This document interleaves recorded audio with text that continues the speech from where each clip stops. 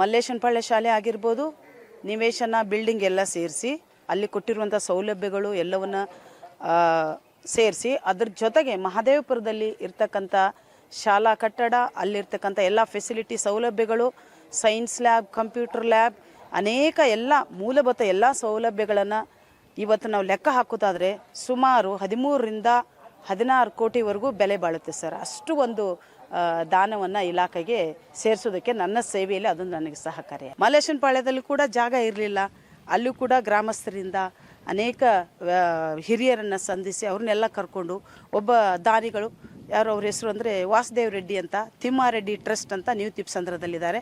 ಅವರು ಬಹಳ ಸಹಕಾರವನ್ನು ಕೊಟ್ಟು ಇವತ್ತಿನ ದಿನ 106 ಮಕ್ಕಳಲ್ಲಿ ಓದೋದಕ್ಕೆ ಅವರು ಕಾರಣಕರ್ತರಾಗಿದ್ದಾರೆ. ಅವರು ಇವತ್ತು ಇಲ್ಲ, ಆದರೆ ಅವರು ದೈವಾಧೀನರಾಗಿದ್ದಾರೆ. ಅವ್ರ ಕುಟುಂಬಕ್ಕೆ, ಅವ್ರ ಮಕ್ಕಳಿಗೆ ಎಲ್ಲರಿಗೂ ಒಳ್ಳೆಯದಾಗಲಿ ಅಂತ ನಾನು ಮನಸ್ಫೂರ್ತಿ ಹಾರೈಸ್ತೀನಿ ಸರ್. ಶಾಲೆಗೆ ಅವರು ಜಾಗವನ್ನು ಕೊಟ್ಟು, ನಾನು ಹೋಗಿದ್ದಾಗ ಹೇಗಿತ್ತು ಅಂದರೆ ಸರ್, ಒಂದೇ ರೂಮ್ ಇತ್ತು, ಏಕೋಪಾಧ್ಯಾಯ ಶಾಲೆ ಆಗಿತ್ತು, ಕೂತ್ಕೊಳ್ಳೋದಕ್ಕೆ ಇನ್ನೊಂದು ರೂಮ್ ಇಲ್ಲ. 1 to 4th ಕ್ಲಾಸ್ 4 ಕ್ಲಾಸ್ಗಳನ್ನು ಒಂದೇ ರೂಮಲ್ಲಿ ಕೂತ್ಕೊಂಡು ಪಾಠ ಮಾಡಬೇಕಾಗಿತ್ತು. ಆಗ ಏನು ಮಾಡಬೇಕು ಅನ್ನೋದು ಗೊತ್ತಾಗಲಿಲ್ಲ. ಮಾಸ್ಟ್ರು ಕೂಡ ಇದ್ದಂಥ ಮಾಸ್ಟ್ರು ಕೂಡ ಅವರು ಟ್ರಾನ್ಸ್ಫರ್ ಆಗಿ ಬೇರೆ ಕಡೆ ಹೊರಟೋದ್ರು. ಆಗ ನಾನೇನು ಮಾಡಿದೆ, ಊರಲ್ಲಿರ್ತಕ್ಕಂಥ ಎಲ್ಲ ಹಿರಿಯರನ್ನು ಭೇಟಿ ಮಾಡಿ ನಮಗೆ ಸ್ವಲ್ಪ ಜಾಗ ಕೊಡಿ, ಸರ್ಕಾರಿ ಜಾಗ ಎಲ್ಲಾದರೂ ಅಂತ. ಆ ಊರಲ್ಲಿ ಸರ್ಕಾರಿ ಜಾಗ ಎಲ್ಲೂ ಇಲ್ಲ. ಅಂಥ ಸಂದರ್ಭದಲ್ಲಿ ಆ ಪಕ್ಕದಲ್ಲಿ ಇರ್ತಕ್ಕಂಥ ತಿಮ್ಮಾರೆಡ್ಡಿ ಟ್ರಸ್ಟ್ನವ್ರನ್ನ ಹೋಗಿ ಭೇಟಿ ಮಾಡಿದೆ, ವಾಸುದೇವ್ ರೆಡ್ಡಿ ಅವರು ಅಂತ.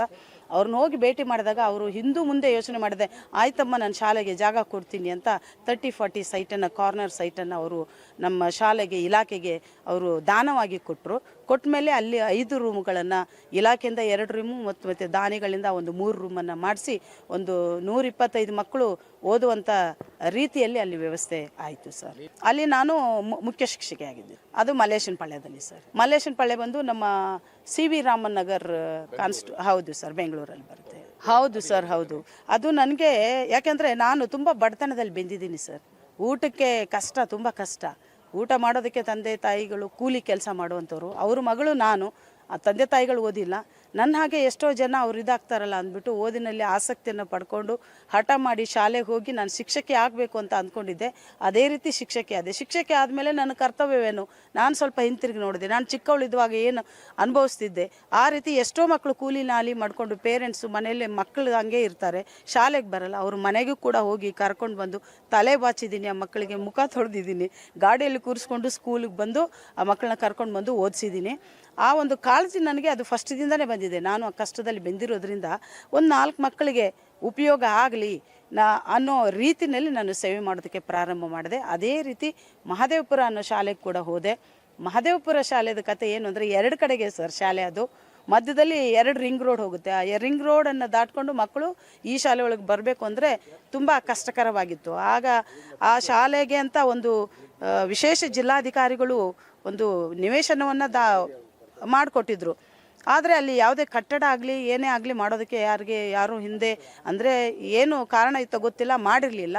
ನಾನು ಹೋದ್ಮೇಲೆ ಅದನ್ನು ಮಾಡಲೇಬೇಕು, ಏನಾದರೂ ಪರವಾಗಿಲ್ಲ, ಏನಾದರೂ ತೊಂದರೆ ಇಲ್ಲ ಅನ್ನೋ ಒಂದು ಉದ್ದೇಶವನ್ನು ಇಟ್ಕೊಂಡು ಅಲ್ಲಿಗೆ ಹೋಗಿ ಕೊನೆಗೆ ಎಲ್ಲವನ್ನು ಸರ್ವೆ ಮಾಡಿಸಿ ಊರವ್ರ ಸಹಕಾರದಿಂದ ಮತ್ತು ತಹಸೀಲ್ದಾರ್ ಅವರ ಆಫೀಸ್ನ ಸಹಕಾರವನ್ನು ಪಡ್ಕೊಂಡು ಅಲ್ಲಿ ಒಂದು ಅಸೆಂಡಾ ಸಿಂಗ್ ಬ್ರಿಡ್ಜ್ ಅಂತಕ್ಕಂಥ ಹಳೆ ಹೆಸರು, ಈಗಿರ್ತಕ್ಕಂಥ ಹೊಸ ಹೆಸರು ಹೋಪ್ ಫೌಂಡೇಶನ್ ಅಂತಕ್ಕಂಥ ಕಂಪನಿಯವ್ರ ಜೊತೆಗೆ ಸುಮಾರು 5.5 ಕೋಟಿ ರೂಪಾಯಿದಲ್ಲಿ ಒಂದು ಭವ್ಯವಾದ ಒಂದು ಶಾಲಾ ಕಟ್ಟಡವನ್ನು ಅಲ್ಲಿ ನಿರ್ಮಾಣ ಮಾಡೋದಕ್ಕೆ ಸಹಾಯ ಆಯಿತು. ಎಲ್ಲರೂ ಕೈ ಜೋಡಿಸಿದ್ದಾರೆ, ಇಲಾಖೆ ಹಾಗೂ ಎಲ್ಲ ಅಧಿಕಾರಿಗಳು ಕೂಡ ಕೈ ಜೋಡಿಸಿದ್ದಾರೆ. ಅದೊಂದು ತುಂಬ ಹೆಮ್ಮೆಯ ವಿಷಯ ಸರ್. ಮಹದೇವಪುರದಲ್ಲಿ ಬರೀ 167 ಮಕ್ಕಳು ನಾನು ಹೋದಾಗಿದ್ದವರು, ಇವತ್ತು 560 ಮಕ್ಕಳು ಓದ್ತಾ ಇದ್ದಾರೆ. ಆಂಗ್ಲ ಮಾಧ್ಯಮ ಮತ್ತು ಕನ್ನಡ ಮಾಧ್ಯಮ ಕೂಡ ಅಲ್ಲಿ.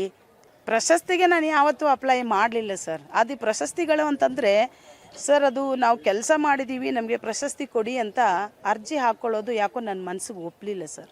ಆ ಒಂದು ಸಿಸ್ಟಮ್ ನನಗೆ ಇಷ್ಟ ಆಗಲಿಲ್ಲ. ನಾವು ಮಾಡಿರೋ ಕೆಲಸನ ದೇವ್ರು ನೋಡಿದ್ದಾನೆ, ಆ ಮಕ್ಕಳು ನೋಡಿದ್ದಾರೆ, ಅಷ್ಟು ಸಾಕು ನನಗೆ. ಅದಕ್ಕಿಂತ ಪುಣ್ಯ ನನಗೇನು ಬೇಡ ಸರ್. ಪ್ರಶಸ್ತಿ ಕೊಡೋದ್ರಲ್ಲಿ ಒಂದು ಚೂರು ಇದನ್ನು ಅನ್ಯತಾ ಯಾರೂ ಭಾವಿಸ್ಬಾರ್ದು. ಏನು ಅಂತಂದರೆ ಶಾಲೆಗಳಿಗೆ ಕಮಿಟಿಗಳನ್ನು ಮಾಡಿ ಖುದ್ದಾಗಿ ಭೇಟಿ ನೀಡಿ ಅದು ನಿಜವಾದ ಕೆಲಸವನ್ನು ಗುರುತಿಸಿ ಪ್ರಶಸ್ತಿಗಳನ್ನು ಕೊಟ್ಟರೆ ಎಲ್ಲರ ಒಂದು ಏನೋ ಮನಸ್ಸಿಗೆ ಒಳ್ಳೆಯದಾಗುತ್ತೆ ಅಂತ ಒಂದು ಭಾವನೆಯನ್ನು ವ್ಯಕ್ತಪಡಿಸ್ತೀನಿ.